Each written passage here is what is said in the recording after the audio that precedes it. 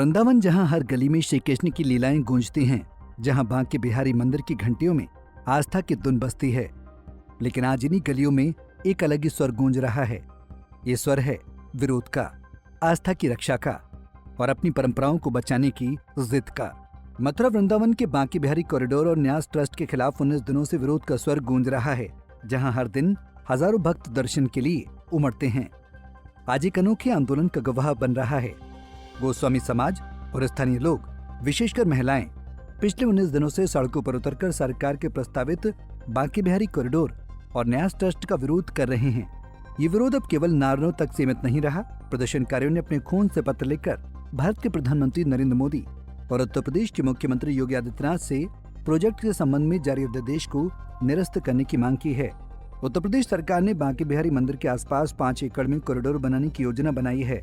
इस कॉरिडोर में 3 नए रास्ते और 37,000 वर्ग मीटर की पार्किंग शामिल होगी, ताकि भक्तों को दर्शन में सुविधा हो। सरकार का कहना है कि योजना मंदिर की व्यवस्था को सुधारेगी और श्रद्धालुओं की भीड़ को नियंत्रित करेगी, लेकिन गोस्वामी समाज इसे अपनी आस्था और परंपराओं पर हमला मानता है। उनका कहना है कि कॉरिडोर से वृंदावन की प्राचीन कुंज गलियां नष्ट हो जाएंगी, जो यहाँ की सांस्कृतिक और धार्मिक पहचान है। गोस्वामी समाज का दावा है कि बांके बिहारी मंदिर उनकी निजी संपत्ति है, जिसे स्वामी हरिदास जी के वंशज पीढ़ियों से संभालते आए हैं। महिलाएं इस आंदोलन की अगुआ बनकर उभरी हैं। उन्होंने काली पट्टियां बांधी, बर्तन बजाए, हवन किए और अब अपने खून से पत्र लिखकर सरकार को चेतावनी दी है कि वे अपनी परंपराओं और मंदिर की स्वायत्ता को किसी भी कीमत पर नहीं छोड़ेंगी। उनकी मांग साफ है, कॉरिडोर और न्यास ट्रस्ट का अध्यादेश रद्द हो, सरकार फिर से विचार करे।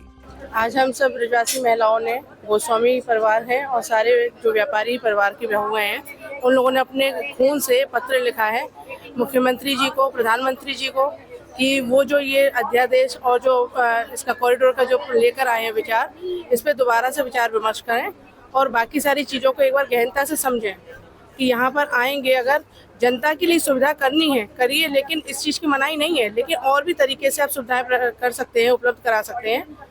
आप बाजार चौड़े कीजिए, बाकी और चीज़ों पे ध्यान दीजिए।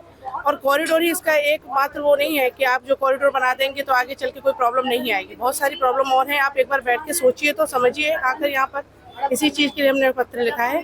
आगे वो एक बार देखें, सोचें, समझें और फिर बात करें। ये विरोध अब केवल गोस्वामी समाज तक सीमित नहीं है। स्थानीय दुकानदार और ब्रजवासी भी इसमें शामिल हो चुके हैं। उनका डर है कि कॉरिडोर से 100 दुकानें और 300 घर प्रभावित होंगे, जिससे उनकी आजीविका खतरे में पड़ जाएगी। प्रदर्शनकारी कहते हैं, वृंदावन का रस इन कुंज गलियों में है। अगर गलियां मिट गईं, तो वृंदावन की आत्मा ही खत्म हो जाएगी।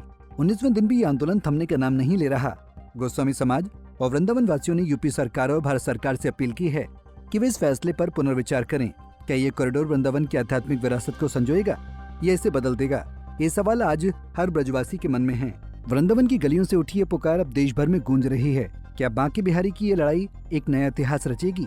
बता दें कि 15 मई 2025 को सुप्रीम कोर्ट की जस्टिस बेला त्रिवेदी और जस्टिस सतीश चंद्र शर्मा की बेंच ने उत्तर प्रदेश सरकार को श्री बांके बिहारी मंदिर कॉरिडोर के लिए 500 करोड़ रुपए की परियोजना को मंजूरी दी थी। इस फैसले ने न केवल एक रास्ता साफ किया, बल्कि भक्तों के दिलों में नई उम्मीद जगा दी। वृंदावन के बांके बिहारी मंदिर, जहाँ हर साल लाखों श्रद्धालु दर्शन के लिए उमड़ते हैं, लेकिन संकरी गलियां और सीमित जगह कई बार भक्तों के लिए चुनौती बन जाती है।